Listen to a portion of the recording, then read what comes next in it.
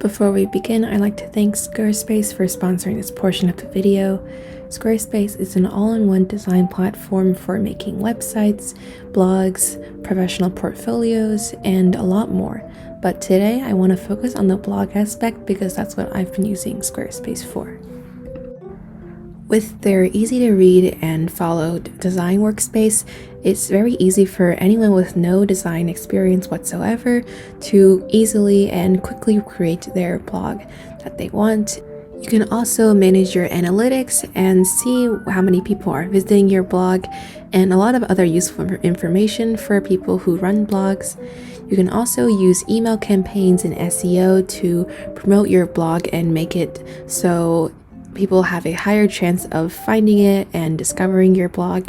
Overall, in my opinion, Squarespace is a great option if you are starting your blog or your website for the first time and you're kind of overwhelmed with all the work and aspects of running a blog. If you're interested, head to squarespace.com for a free trial, and when you're ready to launch your site, you can use my URL squarespace.com/cafe.studyy to get 10% off your first domain or website.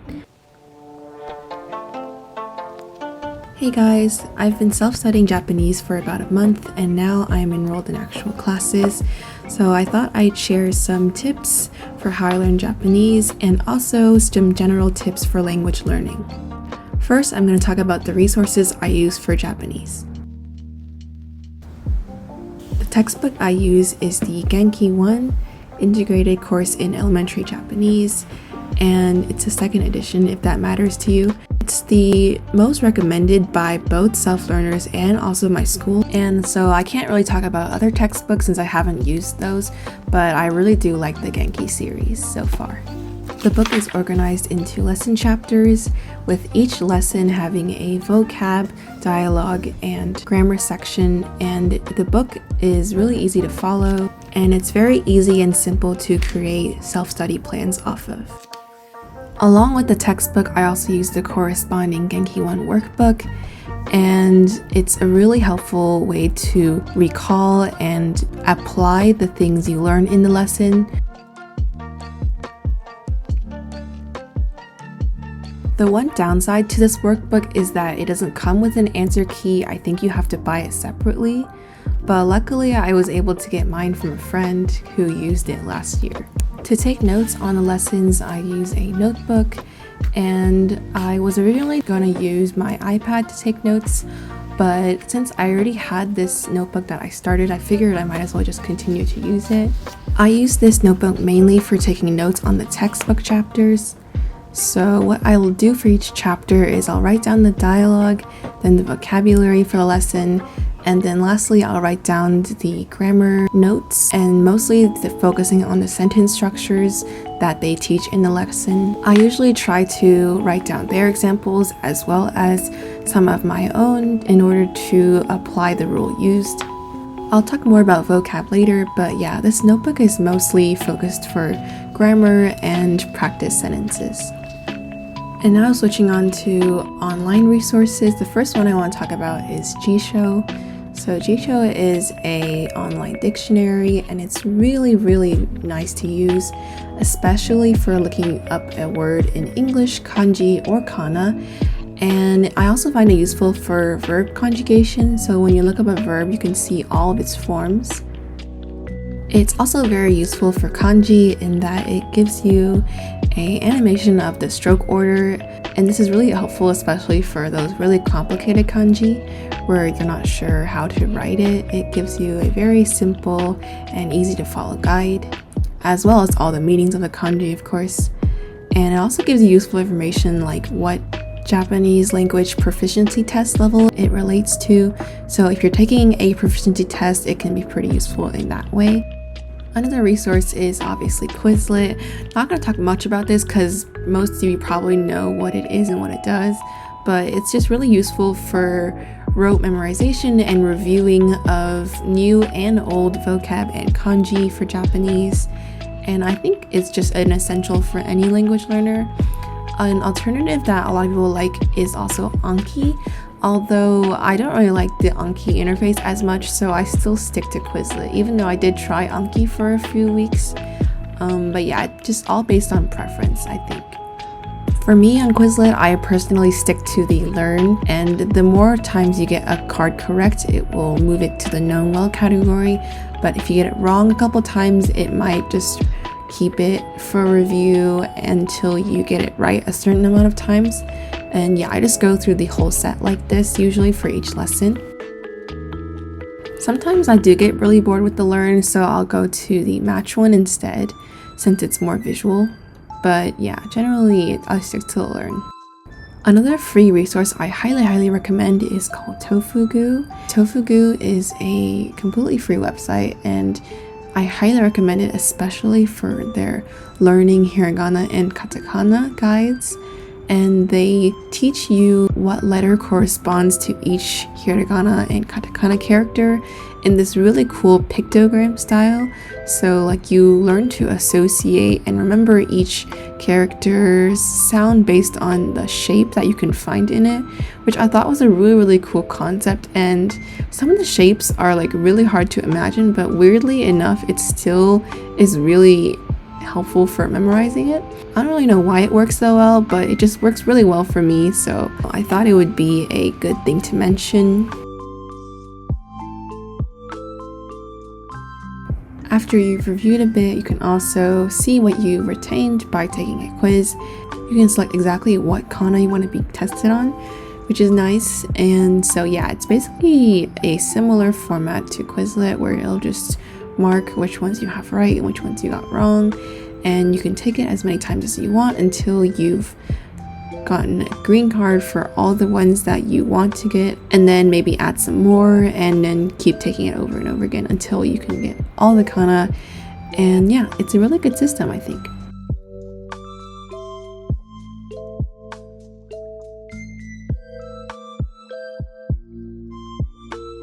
The last resource I want to talk about is one that I've necessarily not personally used, but I have heard a lot of people recommend and say good things about, so I thought it would still be useful to mention at least.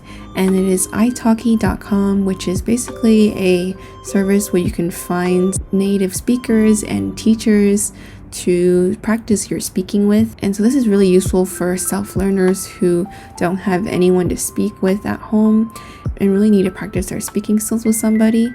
I do like how each teacher has their schedules clearly marked and as to what times and how long you would be meeting for. And it's different for every teacher, so you can just sort it based on your preference and your schedule. Unlike the other resources that I've talked about today, italki is a paid resource. However, if you're someone who gets more motivated by the fact that you have money on the line, to feel like your money is not going to waste, so therefore you would be more motivated to try as hard as possible in your studies in order to not let the money go to waste. I feel like if I wasn't already taking Japanese at school, then I would definitely might consider italki. And now let's move on to some tips for language learning in general. So the first tip I have for you is to keep your resources to a few.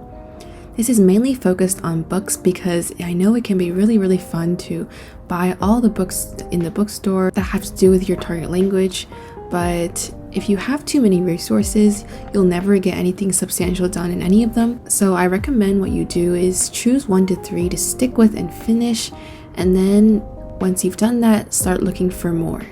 My next tip is to have some way to record your progress with your target language. This could be having a physical diary to write short sentences in. Having a physical diary is a great way to practice your sentence structure as well as your physical handwriting.